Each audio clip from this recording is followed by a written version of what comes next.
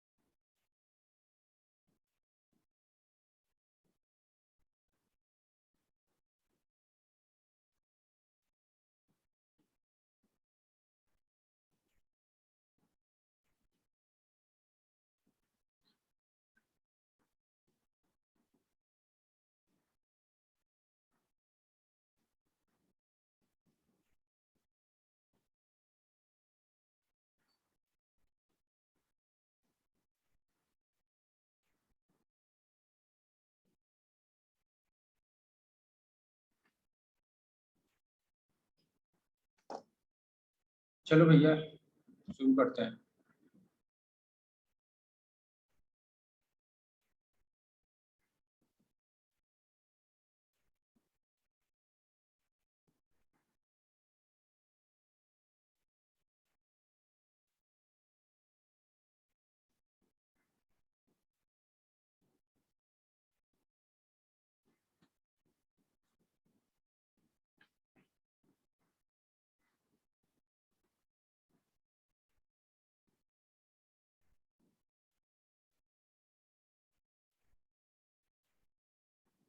Good evening sir.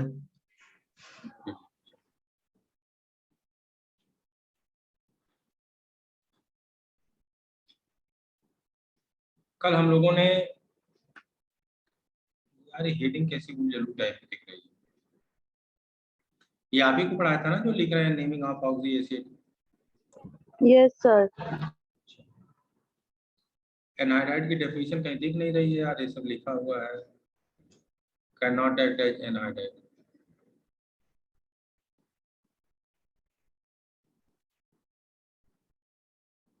अच्छा ये कुछ और है क्या? एनहाइड्राइड के बारे में कुछ बताया था कि नहीं अभी? सर नेमिंग यही शुरू हुआ था। No sir.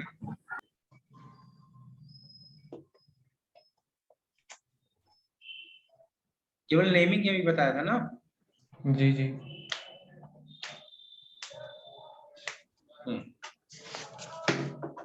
तो हमारे पास H3PO4 है। अगर इसमें से हम वाटर निकालें तो इसका 2 मोल लेंगे। अब ये 3 मोल वाटर मॉलिक्यूल इसमें से निकल गए। क्या बच गया? P2O5। अब हम लोग बोलेंगे कि P2O5 is anhydride of phosphoric acid. Similarly हमने ले लिया है H2SO3, इसमें से एक वाटर मॉलिक्यूल निकाल दिया, बच गया SO2। SO2 is anhydride of sulphurous acid. तो अब आप बताइए एनहाइड्राइड की डेफिनेशन क्या बनी? इतने एग्जांपल देखने के बाद अगर मैं पूछूं कि एनहाइड्राइड की डेफिनेशन क्या है तो डेफिनेशन क्या निकल के आई?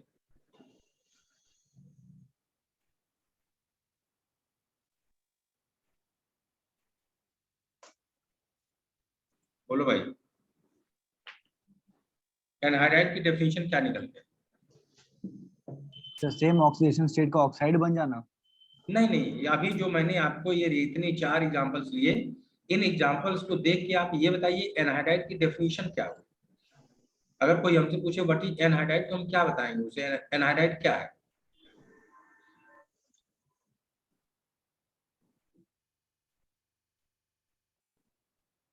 नहीं पता सर, मतलब कैसे समझ में नहीं आया।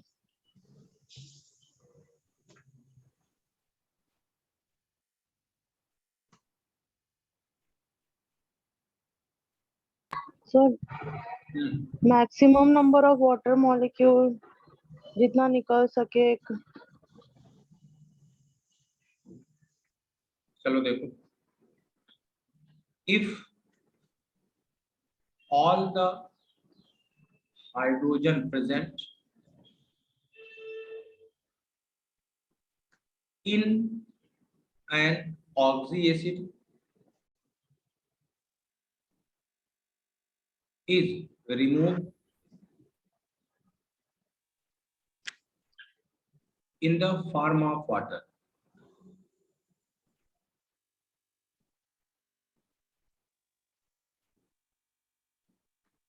if all the hydrogen present in an oxy acid is removed in the form of water, then remaining part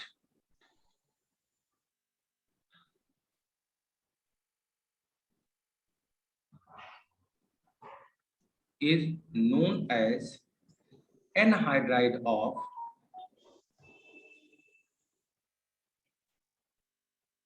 that oxy acid.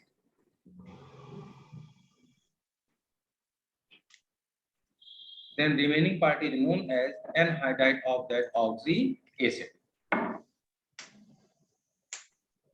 किसी ऑक्सी एसिड में से जितनी हाइड्रोजन है, सारी की सारी हाइड्रोजन को हम वाटर के रूप में निकाल देंगे। जो कुछ बचेगा उसे बोलते हैं anhydride of that oxy acid.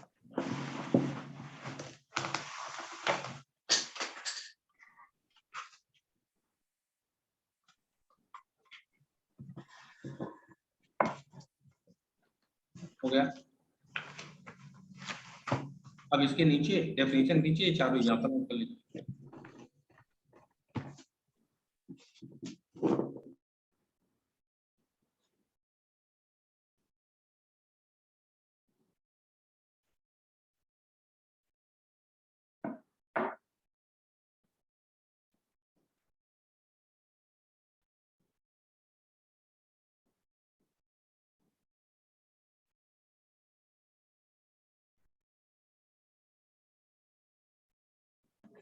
Sir अगर एक भी हाइड्रोजन बच गया तो फिर उसको क्या बोलते हैं?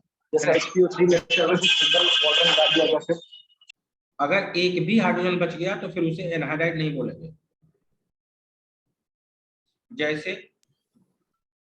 मेरे पास H3CO4 है, हाँ सर, हम एक वाटर निकाल दें तो हमारे पास बच गया HPO3। अभी एनहाइड्राइड नहीं है, इसका नाम था फास्फोरिक एसिड, इसका नाम है मेटाफास्फोरिक एसिड। हाँ सर, मेटाफास्फोरिक एसिड। एक भी हाइड्रोजन अगर बच गया तो उसे एनहाइड्राइड नहीं बोलेंगे। शर्त है ऑल। हाँ सर, समझ।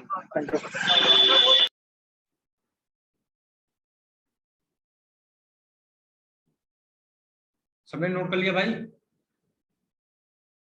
Yes, sir.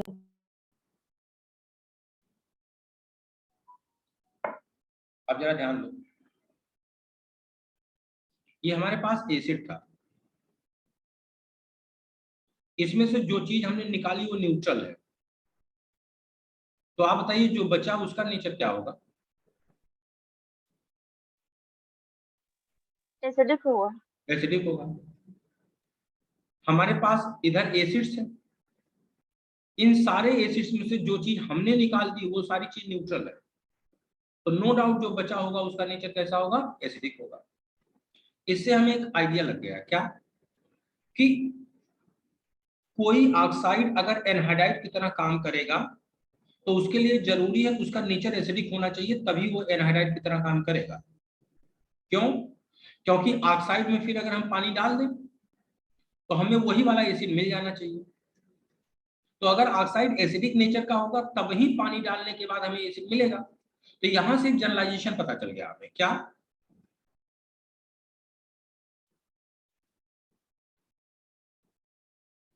कि कोई ऑक्साइड एनहाइड्राइड के रूप में काम करेगा या नहीं करेगा, इस बात पे डिपेंड करता है कि उसका नेचर कैसा है।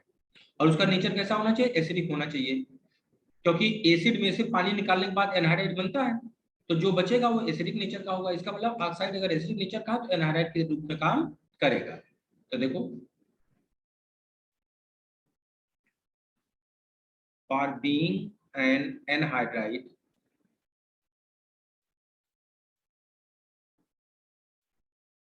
for being an anhydride, oxides must be acidic in nature.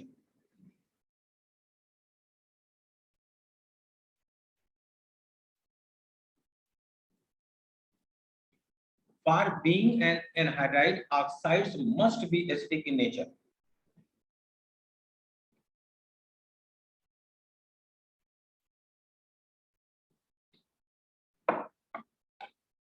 Anhydride के रूप में काम करने के लिए पहली शर्त है कि ऑक्साइड एसिडिक नेचर का होना चाहिए।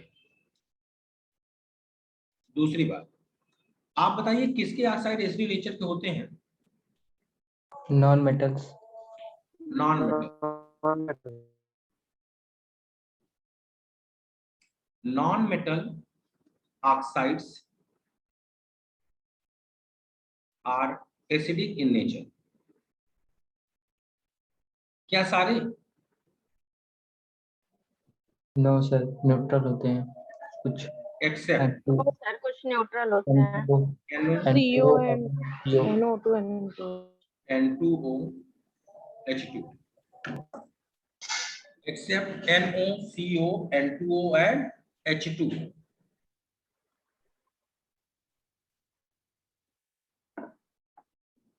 और ये ऑक्साइड्स कैसे हैं? Neutral.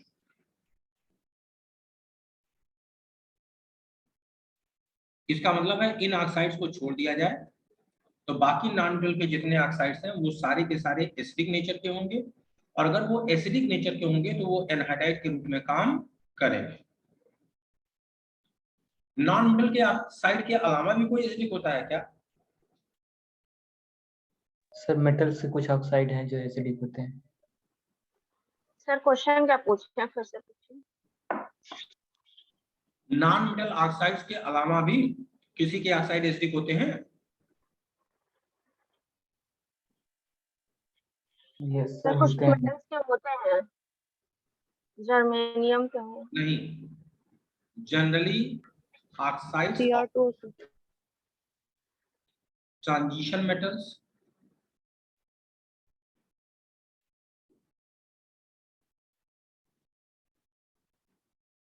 transition metals in highest oxidation state, in maximum oxidation state are acidic in nature.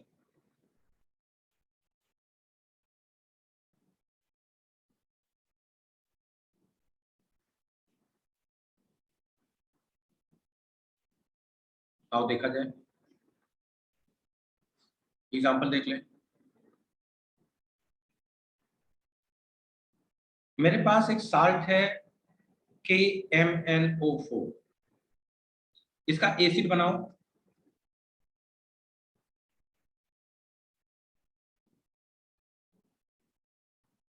इसका एसिड बनाओ, क्या लिखें?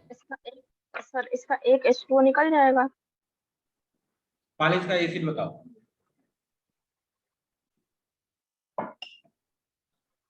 अरे भाई, साल्ट और एसिड में क्या अंतर है? जहां मेटल है वहां हाइड्रोजन लगा दो।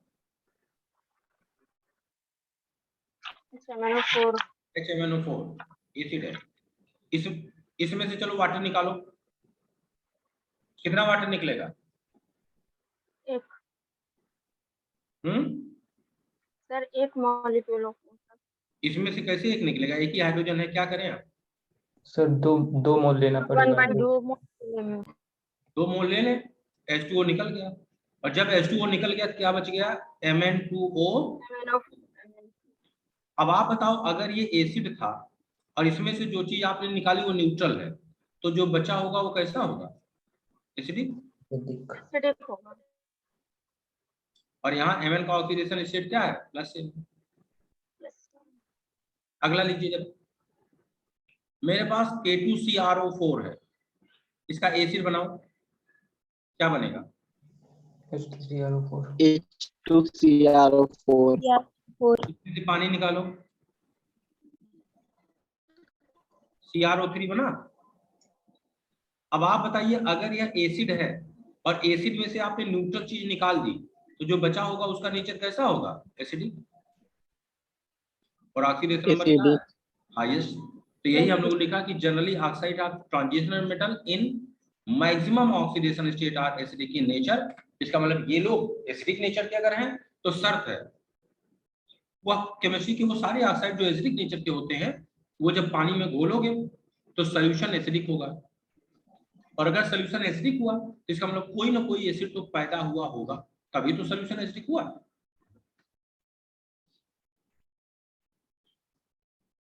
तो non metal oxides are acidic in nature except this, और ट्रांजिशन मेटल के ऑक्साइड भी एसिडिक नेचर के होते हैं, लेकिन स्पेशली जब वो अपने होते हैं highest oxidation state.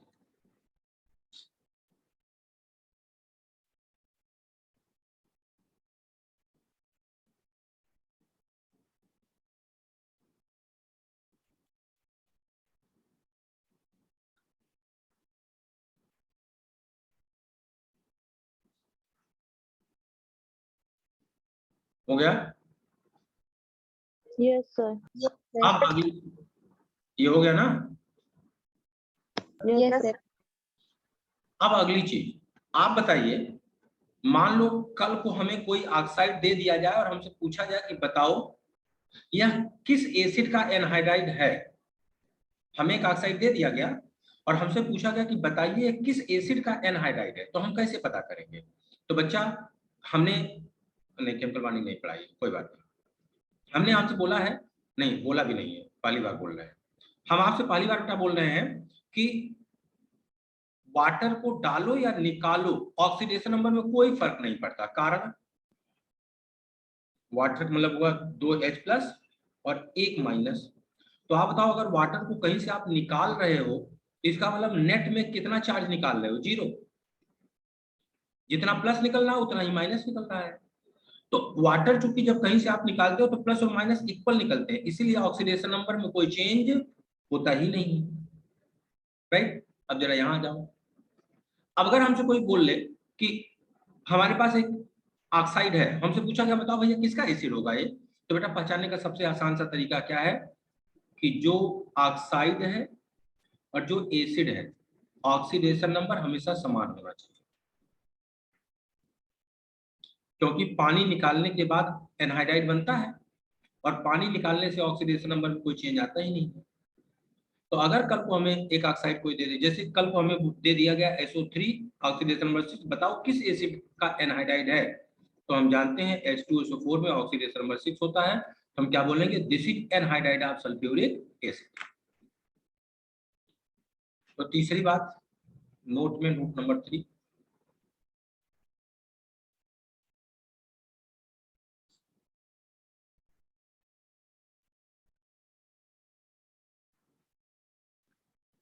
Oxidation number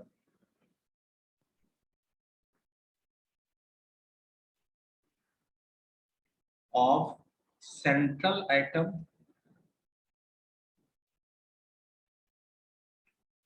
in anhydride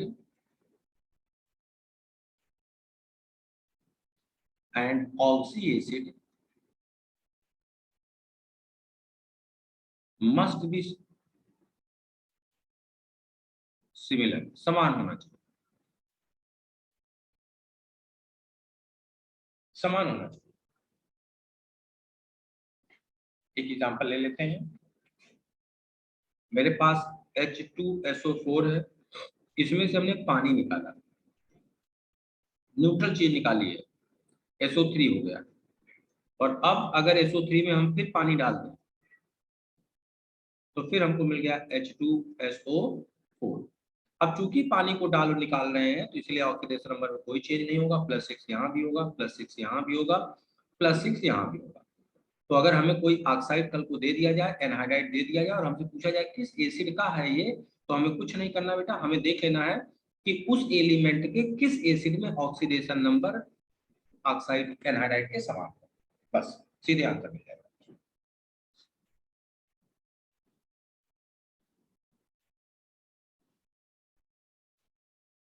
इतनी बात क्लियर है? Yes, sir. अभी इतना कंटेंट है, इसमें किसी बच्चे को कुछ पूछना है, कुछ डाउट है, डिस्कस करना है?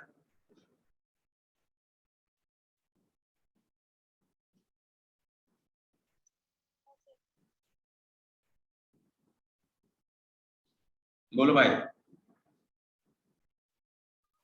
No, sir. चलिए आगे, और अब आएंगे क्लासिफिकेशन ऑफ एनहाइड्राइड। तो अगली हेडिंग हम लोग की है क्लासिफिकेशन ऑफ एनहाइड्राइड।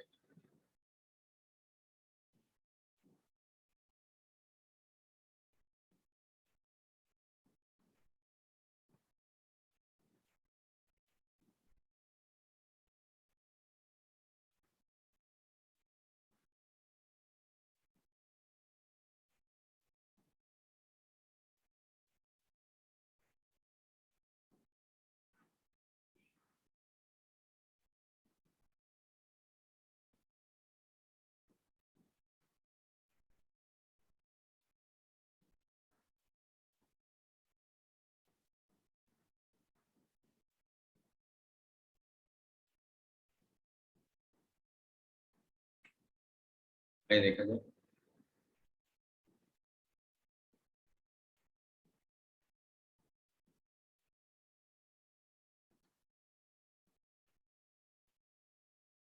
एनहाइड्राइड को हम लोग दो पार्ट में डिवाइड करते हैं, ट्रू एंड मिक्स्ड।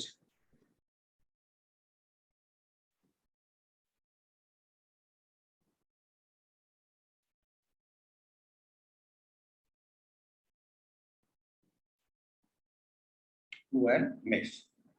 अब इसे जरा पहचानते हैं।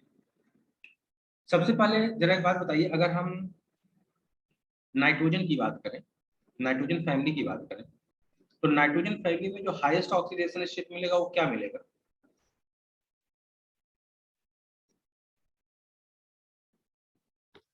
+5। +5। अगला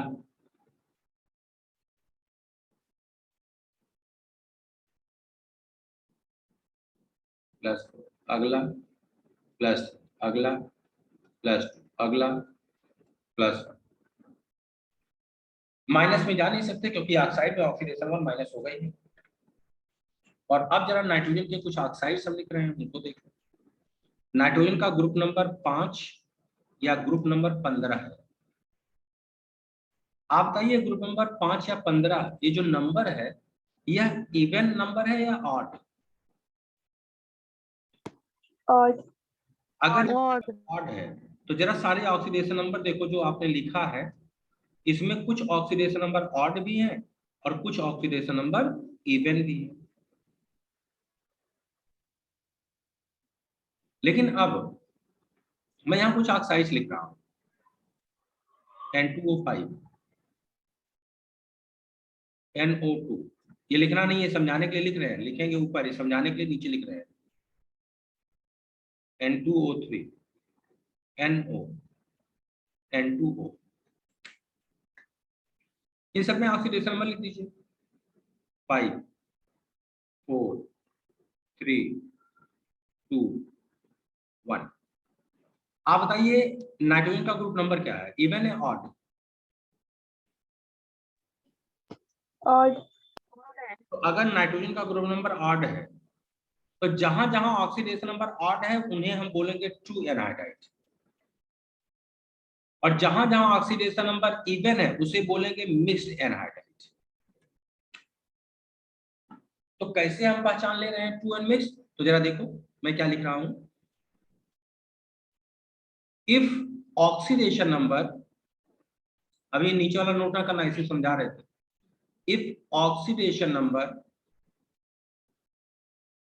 in anhydride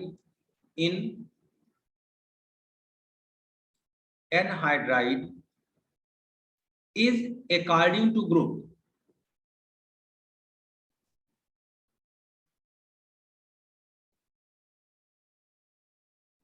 क्या मतलब हुआ इसका?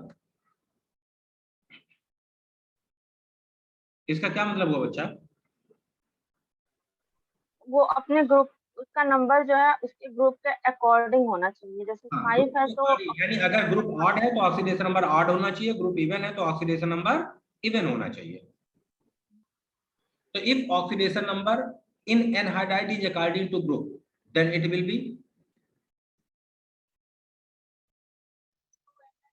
B true anhydride.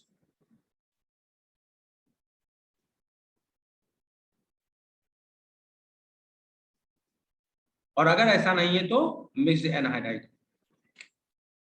अब चलो एक गलती करने चल रहे हो तुम लोग, ध्यान देना है यहाँ जरा।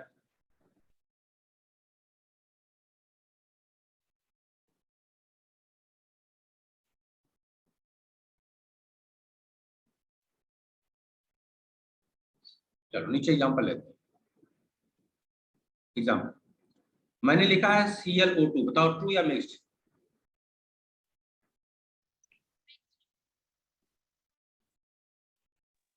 बोलो।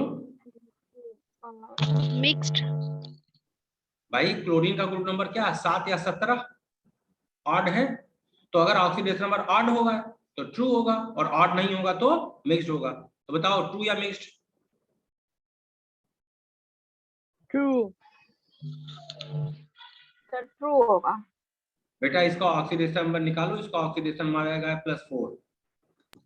अब क्या बताऊं, अगर क्लोरीन का ऑड ग्रुप नंबर है तो ऑक्सीडेशन नंबर अगर ऑड होगा तब ट्रू होगा ना। ऑक्सीडेशन नंबर इवन है, ग्रुप नंबर ऑड है, तो ट्रू होगा या मिक्स्ड? मिक्स्ड मिक्स्ड होगा। अगला लो Cl2O, ये बताओ।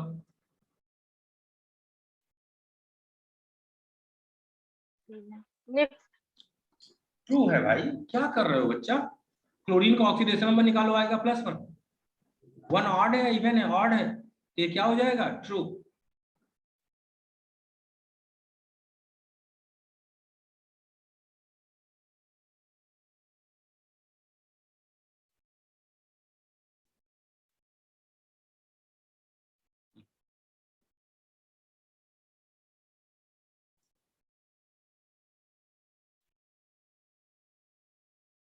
चलो इसको बताओ, ट्रू या मिक्स? True true. इसे बताओ। Mixed mix. इसे बताओ। ट्रू इसे बताओ। मिक्स्ड इसे बताओ। सर एनो ट्रू होगा। एनो बताओ। एनो। सर वो एनहाइड्राइड नहीं होगा, एनो न्यूट्रल है, वो चल है, एसिड नहीं बनाएगा। ये भी नहीं होगा। अभी sir. ऊपर लिख के आ रहे हो कि कोई एनहाइड्राइड के रूप में तब काम करेगा या बेसिडिक होगा। तो अगर कोई चीज न्यूट्रल है तो एनहाइड्राइड होगी ही नहीं। अगर एनहाइड्राइड ही नहीं होगी तो फिर कैसा ट्रू कैसा मिक्स? तो ये दोनों एनहाइड्राइड के रूप में काम नहीं करेंगे। क्यों? These are neutral. सर ये न्यूट्रल, और जो लोग न्यूट्रल हैं वो एनहाइड्राइड के रूप में काम नहीं करते। बताओ भैया, ट्रू और मिक्स कैसे पहचान लेंगे? इतनी बात क्लियर? Yes sir. बोले भैया। Yes sir. यस पहचान। चलिए अब फिर यहाँ एक नोट ले रहे हैं।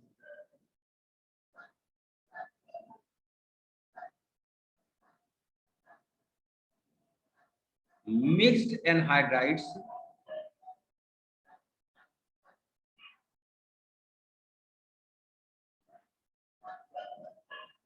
get disproportionate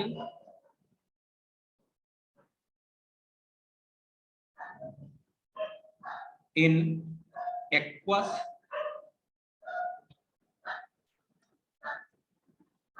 or basic medium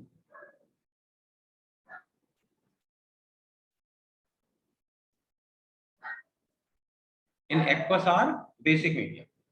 जितने मिक्स्ड एनहाइड्राइड होते हैं उनका एक्वस या बेसिक मीडियम में क्या हो जाता है? डिस्प्रपोर्शनेशन। एक्वस और basic medium, mixed anhydrides get disproportionate in aqueous और बेसिक मीडियम। अब इसका मतलब क्या है, जरा ध्यान से आओ सुनो। हमने कहा कि मेरे पास एक एनहाइड्राइड था Cl2O, ऑक्सीडेशन नंबर इसका +1 है। हमने बोला ये ट्रू एनहाइड्राइड है। तो अभी हमने बोला था जब इसे पानी में डालोगे तो कौन सा एसिड पैदा होगा जिसमें ऑक्सीडेशन नंबर +1 होगा? तो एक एसिड होता है ClO, हाइपोक्लोरस एसिड। यहाँ ऑक्सीडेशन नंबर +1 है, ये एसिड पैदा हो गया। क्यों? ट्रू एनहाइड्राइड था, एक एसिड मिल गया। लेकिन बच्चा अगर हम इसको पानी में डाल दें ClO2, तो हम लोगों ने बोला है ऑक्सीडेशन नंबर +4 है, ये मिक्स्ड एनहाइड्राइड है। और मिक्स्ड एनहाइड्राइड के लिए ऊपर आप एक लाइन लिख के आए हो कि mixed anhydride get disproportionate in aqueous medium.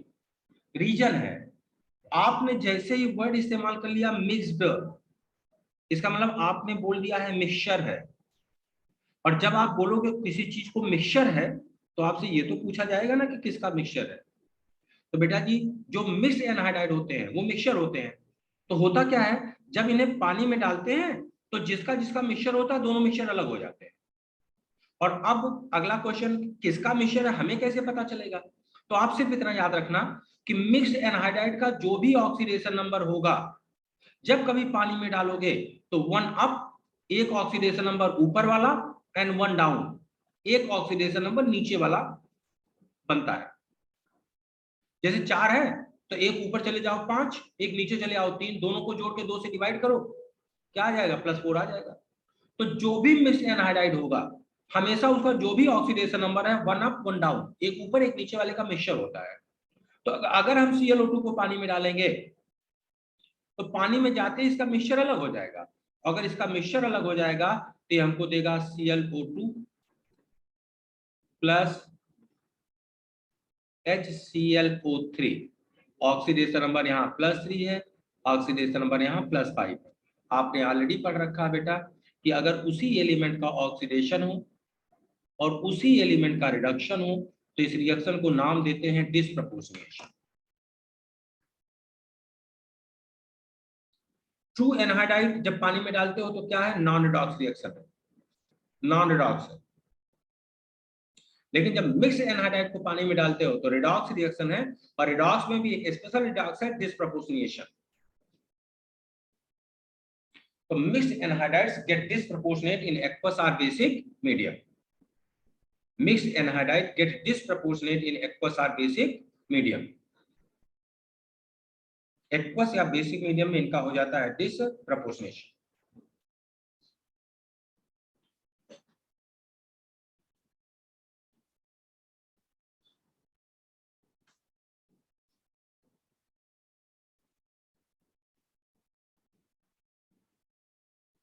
इसमें किसी कुछ पूछना है?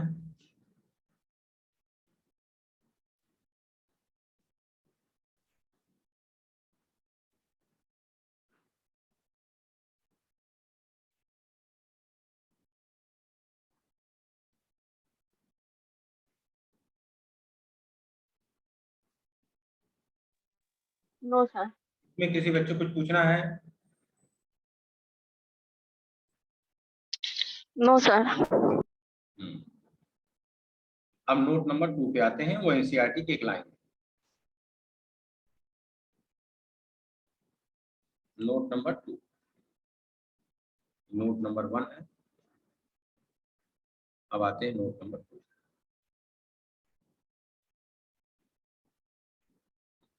इन case of nitrogen,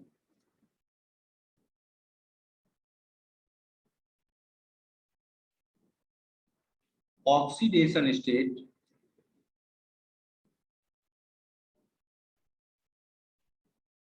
from +4 to +1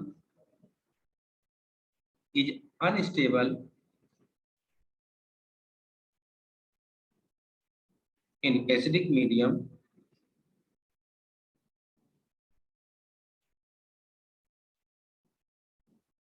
and get disproportionate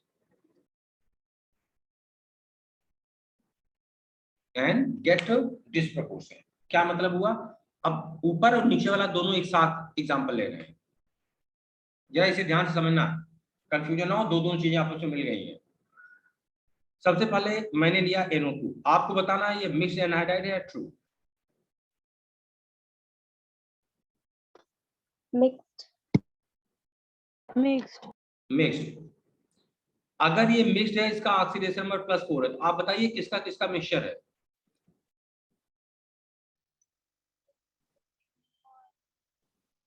किसका किसका मिक्सचर है? HNO3 और HNO2। 1 अप 1 डाउन, तो 1 अप का मतलब हो गया HNO3 और 1 डाउन HNO2। HNO2। तो ये +5 और +3 का मिक्सचर हो गया, ये +5 और +3 का मिक्सचर हो गया। और अब जरा आप इस नोट को ध्यान से पढ़ो, नोट नंबर 2 ध्यान से पढ़ो।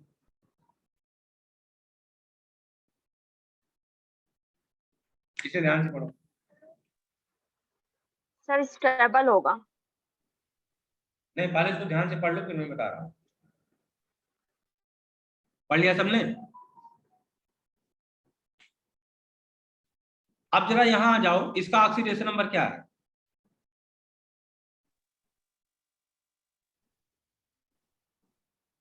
HNO2 का ऑक्सीडेशन नंबर क्या है? +3। और आप बताओ जहां ये बना है, ये दोनों तो एक ही साथ ही बने होंगे ना, एक ही मीडियम में तो होंगे, एक ही बर्तन के अंदर तो दोनों होंगे। और यहां आपने लिखा कि +4 से लेके +1 तक कोई भी ऑक्सीडेशन स्टेट अगर नाइट्रोजन का एसिडिक मीडियम में है तो अनस्टेबल होता है, उसका डिस्प्रपोर्शनेशन होगा।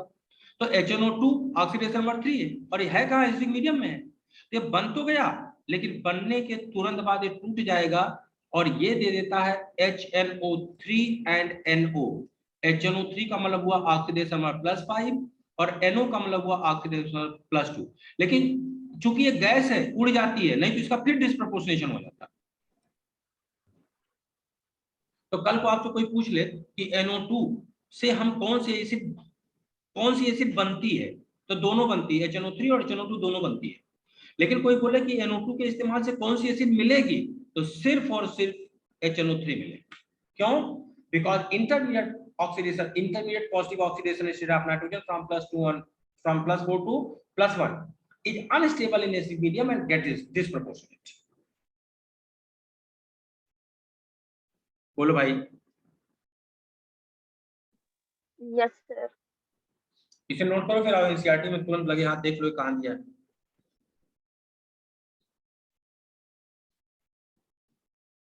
अब एनसीईआरटी में स्कैटर्ड फॉर्म में चीजें यहाँ वहां दी हैं, तो लेकिन कोई बात नहीं, हम लोग यहाँ समराइज कर रहे हैं, तो फिर हर एक तरह की चीजें एक तरह समराइज करके डिस्कस कर लेंगे। इन नोट हो जाए बोलो, फिर एनसीईआरटी साइड में दिखाएं।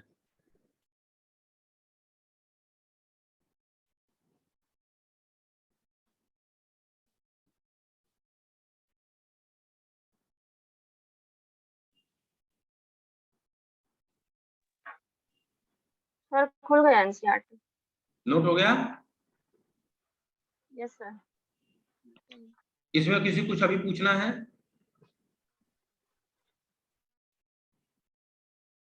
सर स्लाइड ऊपर कर दीजिए 1 मिनट के लिए। हाँ,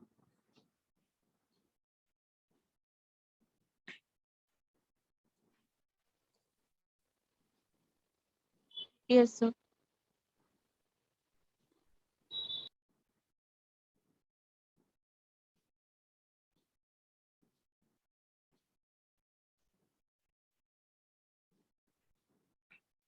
चलिए ये चिन्ह है, ये चीज जरा यहाँ अंडरलाइन कर लीजिए आप अपने एनसीईआरटी में।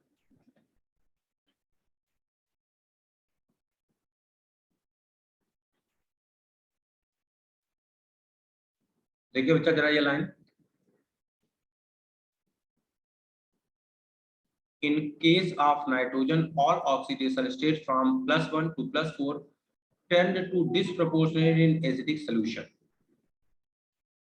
आगे एनसीईआरटी ने इस बात को और विजुअलाइज कर दिया है, एग्जांपल दिया है, देखो। ऐसा रंग हो गया, दिखा नहीं रहा।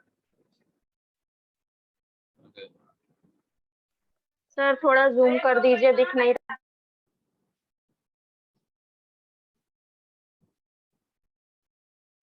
ये लो, और एनसीईआरटी ने एग्जांपल देखो क्या लिया है, ये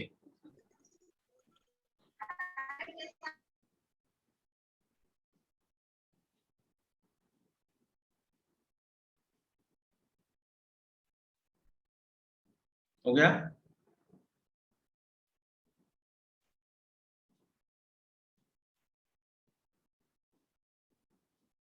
yes sir. Sir page number बोलिए, मेरा तो मिल ही नहीं रहा है। Page number 172। Page number 172।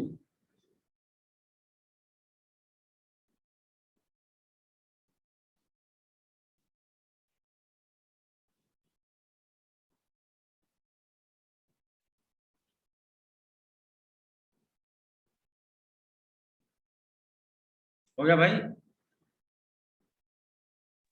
Yes sir. चलिए note number 3।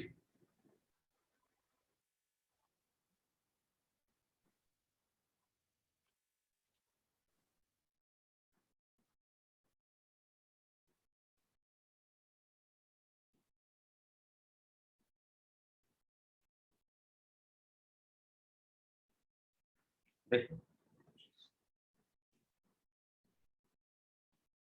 in case of phosphorus nearly all the intermediate oxidation state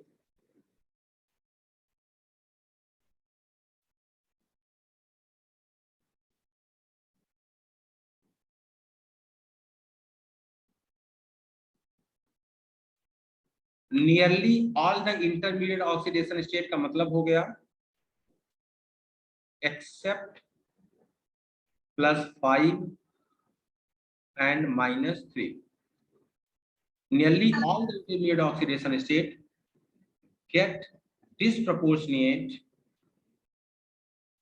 in acidic as well as basic medium.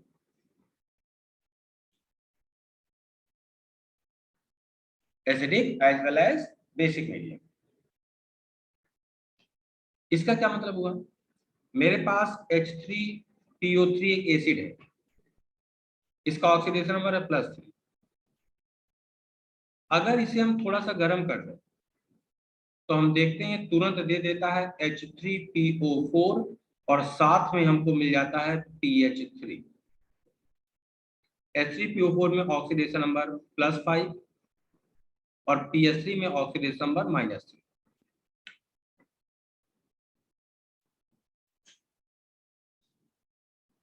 Nitrogen के लिए तो केवल 4 ऑक्सीडेशन स्टेट था, +1 +2 +3 +4, लेकिन फास्फोरस के केस में ऊपर और नीचे वाला छोड़ के बीच में जितने ऑक्सीडेशन स्टेट हैं, कभी भी वो एसिडिक मीडियम या बेसिक मीडियम में होते हैं तो दे ऑल आर अनस्टेबल और उन सबका डिस्प्रपोर्शनेशन होगा। और ये भी फिक्स है कि डिस्प्रपोर्शनेशन होने के बाद कहां जाएंगे? +5 और -3 में। क्यों? इन्हीं दोनों का डिस्प्रपोर्शनेशन नहीं होता, बाकी सबका तो होता ही होता है। तो कोई भी ऑक्सीडेशन स्टेट होगा तो अल्टीमेटली कहां जाएगा? एक +5 में जाएगा और दूसरा -3 में जाएगा।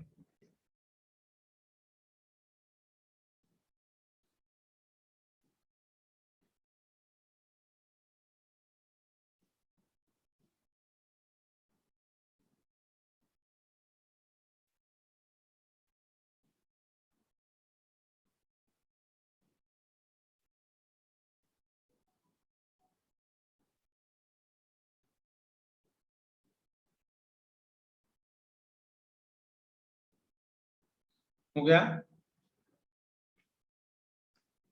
Yes, sir. आइए जरा इसे एनसीईआरटी देखिए।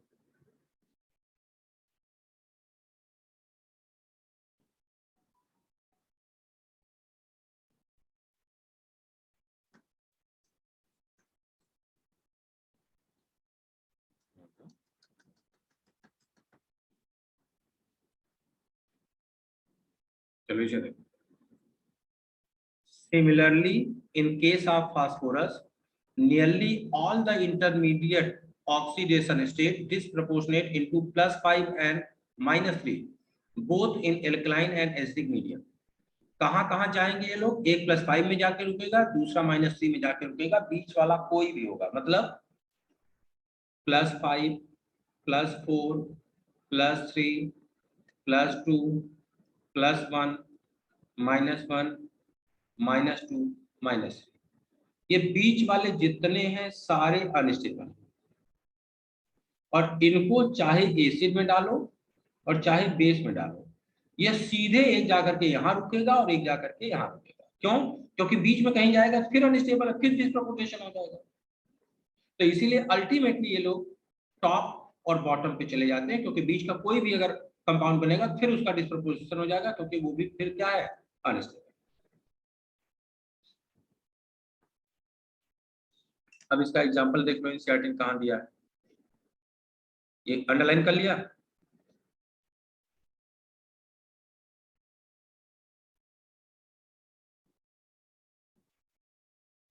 अंडरलाइन कर लिया भाई?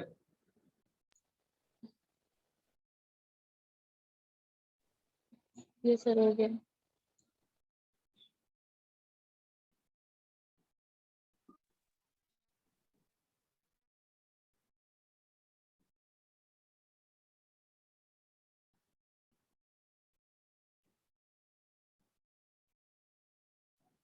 ये देखो जो नीले से हाईलाइटेड है, देखो जरा,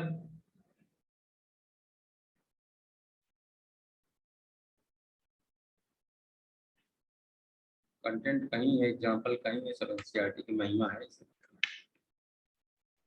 देखो जरा, एसिड की बात हो रही है जो +3 में। The acid in +3 oxidation state of phosphorus tend to disproportionate to higher and lower oxidation state. For example है, अगर आपने आर्थोफास्फोरस एसिड ले लिया यानी ऑक्सीडेशन नंबर +3 है, तो ये अनस्टेबल है क्योंकि ऑक्सीडेशन नंबर +3 है, और ये चला जाएगा एक ऑक्सीडेशन नंबर +5 में और दूसरा ऑक्सीडेशन नंबर +3 में।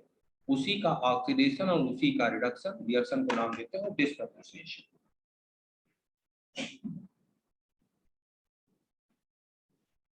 ये अपने एनसीईआरटी में अंडरलाइन कर लेना, पेज नंबर है 184। हाँ बेटा।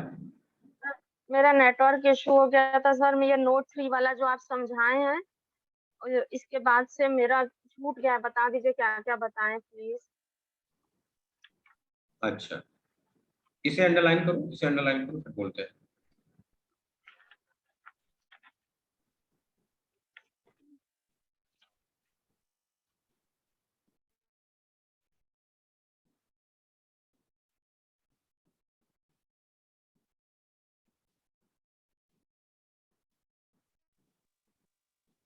ये हो गया सर।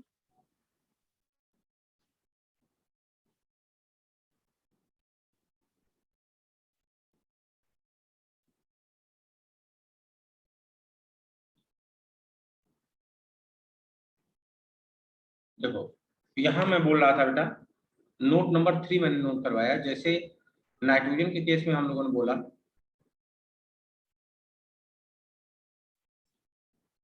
कि +1 +2 +3 +4 एसिडिक मीडियम में अनस्टेबल होता है, इसका डिसप्रोपोर्शनेशन हो जाता है, नोट नंबर 2। वैसे ही हम लोगों ने एक नोट नंबर 3 लिखा, और ये फास्फोरस के लिए। सर नोट नंबर 3 हो गया था सर, इसी के बाद मेरा नेटवर्क एरर हो गया था। नहीं, तो इसके बाद हमने बताया बेटा कि इसका एग्जाम्पल अगर हम ले लें तो इसका एग्जाम्पल है कि जैसे हमने एक एसिड ले लिया फास्फोरस का, आर्थोफास्फोरस एसिड, ऑक्सीडेशन +3 है। अब इस लाइन के अकॉर्डिंग अगर हम बात करें तो +5 -3 को छोड़ के बीच में जितने हैं वो सारे अनस्टेबल होते हैं, और कहाँ होते हैं, चाहे एसिड हो और चाहे बेस हो। तो ये H3PO3 आर्थोफास्फोरस एसिड है। अब आप बताओ इसे कहीं रखो या ना रखो, ये अपने आप में तो एसिड है ही है ना। अगर ये अपने आप में एसिड है तो इसका मतलब मीडियम तो एसिडिक हो गया, और अगर ये मीडियम एसिडिक है, इसे आपने थोड़ा सा गर्म कर दिया तो एसिडिक मीडियम में अनस्टेबल है, ये डिसप्रोपोर्शनेट करके आपको दे देता है +5 यानी आर्थोफास्फोरिक एसिड, और साथ में PH3 यानी +3 से +5 और +3 से -3, इसका डिसप्रोपोर्शनेशन हो जाता है। तो नाइट्रोजन के केस में सिर्फ 4 ऑक्सीडेशन नंबर का होता है, लेकिन फास्फोरस के केस में +5 -3 को छोड़ दो, बाकी सबका हो जाता है। और फिर सारे लोग जाते कहाँ हैं, +5 और -3 में जाते हैं, क्योंकि उन्हीं का डिसप्रोपोर्शन वही स्टेबल है। +5 और -3 ही स्टेबल है, बाकी सब अनस्टेबल है। तो कोई भी कब स्टेबल होगा, जब टूट करके +5 और -3 में चला जाएगा तो स्टेबल हो जाएगा, उसके बीच में होगा तो अनस्टेबल, टूटता रहेगा जब तक कि +5 और -3 तक ना पहुंच जाए।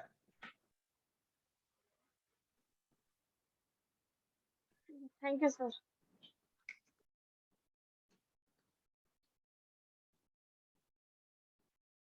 चलिए, जब हम लोगों ने बेटा एनहाइड्राइड पढ़ लिया, तो अब अगली हेडिंग हम लोग का है ऑक्सी एसिड्स।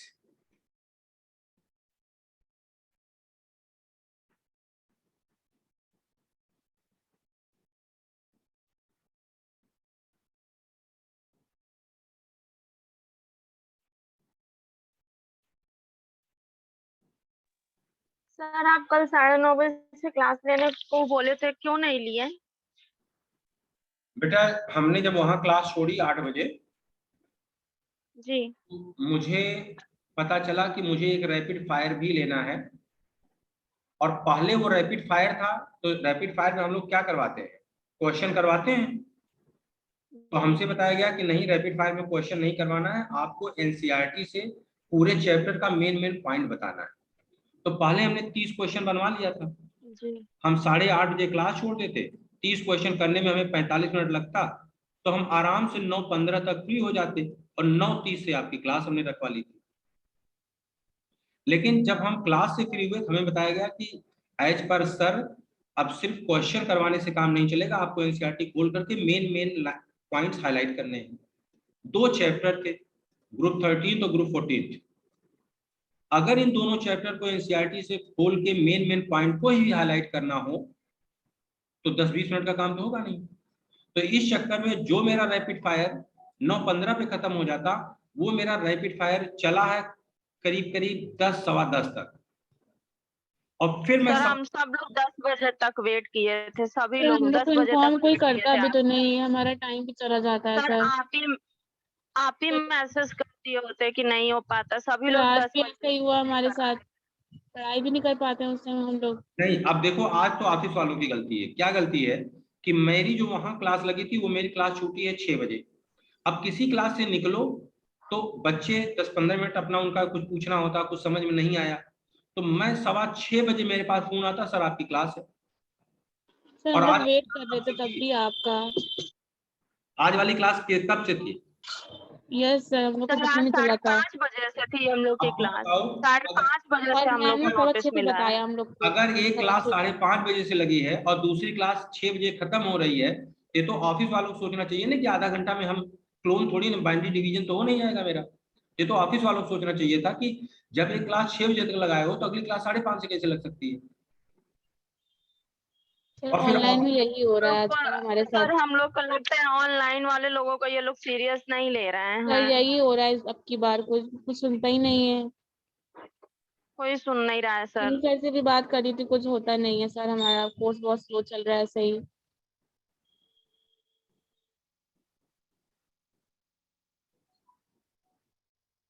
हम्म,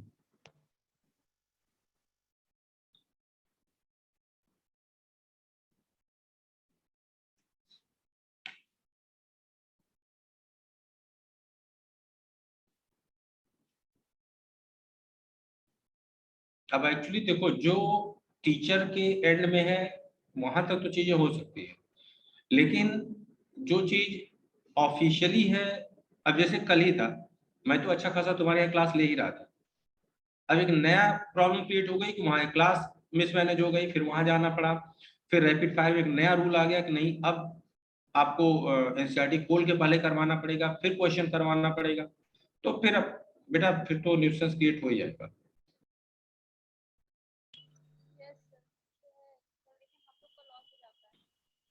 अब यहाँ मैं आपकी क्लास छोड़ूंगा तो मैं फिर जा रहा हूँ कोचिंग, और अब डिस्कशन लगा है, अब डिस्कशन इसके बाद करेंगे। कोचिंग में क्लास लिया, घर आए आपकी क्लास लिया, क्योंकि वहां ऑनलाइन क्लास लेने के लिए मतलब कहाँ से लोग, हर जगह बातचीत लोग करते रहते हैं, कहीं ऐसा कुछ बना ही नहीं है, तो मजबूरी में घर आना पड़ता है। अब फिर मैं जा रहा हूँ वहां, तो अब पेपर डिस्कस करूंगा, वही आज जो पेपर हुआ है SRBT। फिर वहां से रात के 9, 9:30, 10 बजे फ्री होंगे, फिर घर आए।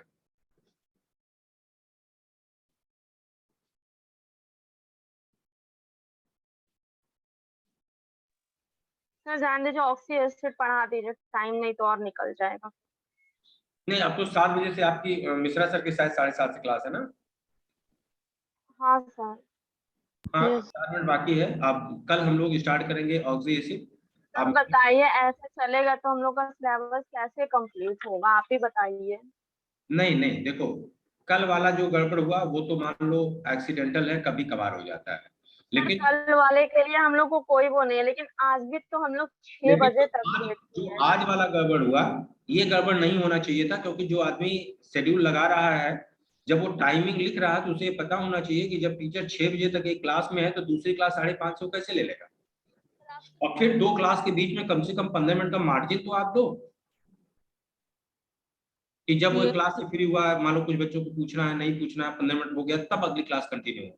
तो इस हिसाब से देखा जाए 45 मिनट तो ऐसे उन्होंने ओवरलैप करवा दिया।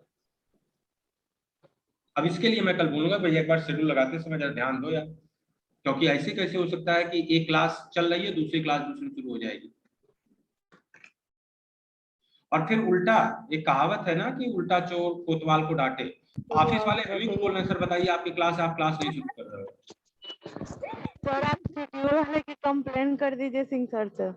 मेरा मूड क्यों उखड़ा, इसीलिए उखड़ गया कि यार हद करते हो, गलती उनकी है और मुझसे बोल रहे हो कि सर बताइए, अब आप लोग सीनियर, आप लोग ऐसा करेंगे।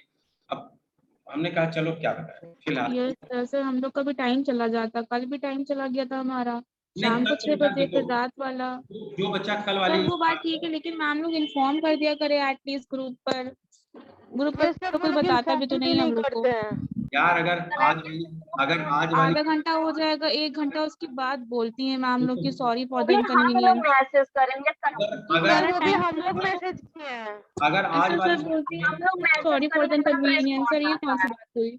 अगर आज वाली बात मैम को पता होती तो मैम हमसे कहती कि सर आपकी क्लास है और अब आपने अभी तक क्लास नहीं शुरू की। तो इसका मतलब है उनको अपनी गलती तब रियलाइज हुई होगी जब मैंने बोला था कि मैम मैं ऑलरेडी एक क्लास में हूँ अभी। इस क्लास का चलो ठीक है, उम्मीद करते हैं हाँ, कि सर जाने दीजिए, नेक्स्ट टाइम से क्लास प्रॉपरली करिएगा प्लीज सर, हम लोग का Yes, sir. सिलेबस बहुत पीछे है। उम्मीद करते हैं डेली बेटा। क्लास ले लीजिए आप। हाँ, उम्मीद करते सर आप हैं। डेली ले लीजिए सर, आप दिन में किसी भी टाइम ले लीजिए जब भी आप फ्री हो, हम लोग करने को सर डेली क्लास ले लीजिए आप। ये Yes, सर बस sir. खत्म कर दीजिए जल्दी सर इस तरह। चलो ठीक, सर याद भी तो करना है हम लोगों को। ठीक है बेटा। सर पीडीएफ सेंड कर देगा। ये भाई पीडीएफ कैसे बनाया जाता है यार, मैं जानता नहीं, कैसे बनेगा बताओ। ये जो मैं लिख रहा हूँ इसका पीडीएफ कैसे बनेगा? सर स्क्रीनशॉट पीडीएफ ले लो, ऐप डाउनलोड करना पड़ेगा। डायरेक्ट स्क्रीनशॉट ले लो ना, इससे बढ़िया। हाँ स्क्रीनशॉट ले लो। इसको हम जहाँ से आपने पढ़ाया है सर वो आज दिखा दीजिए हम लोग को। वहां हम से लोग दिखा स्क्रीनशॉट ले दीजिए, लेंगे। स्क्रीनशॉट ले लेंगे। कहाँ से आज आपने स्टार्ट किया है लेकिन आपने रब भी तो कर दिया है। हाँ, बहुत सी चीज पढ़ाते तो मिटा भी तो देते हैं यार।